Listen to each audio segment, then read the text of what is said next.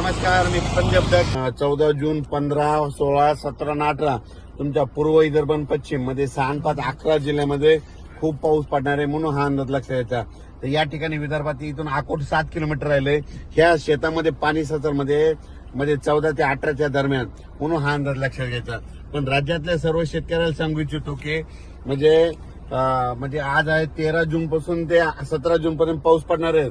पण विदर्भामध्ये मात्र विदर्भातल्या खास करून शेतकऱ्यांसाठी अंदाज दिलाय की विदर्भामध्ये मात्र उद्या 14 पासून 14, 15, 16, 17, 18 पर्यंत खूप पाऊस पडणार आहे. ज्यांचे शेत तयार आहेत नंतर तुम्ही तुमचा पेरणीचा निर्णय घ्या. पण त्याच्यानंतर तुम्हाला सांगतो आज देखील 13 जूनला देखील म्हणजे अकोल्याकडे पाऊस पडणार आहे, बऱ्याच ठिकाणी विदर्भात पाऊस पडणार आहे म्हणून हा अंदाज लक्षात घ्यायचा. पण काय झालं, काही काही भागामध्ये पाऊस पडलेला नाही. तर तुम्हाला सांगतो विदर्भामध्ये 14 तारखेपासून चांगल्या स्वरूपाचा पाऊस पडणार आहे. उद्या दुपारनंतर तुमच्या विदर्भामध्ये चांगला खूप पाऊस पडणार आहे. 14 जून पासून विदर्भात चांगला पाऊस पडणार आहे.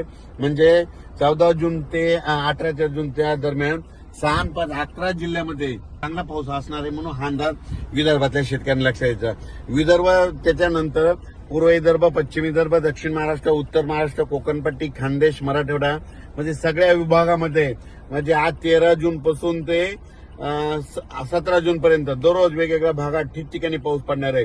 पण विदर्भात मात्र 14 पासून मात्र चांगला पावसाचा जोर वाढणार आहे म्हणून हा अंदाज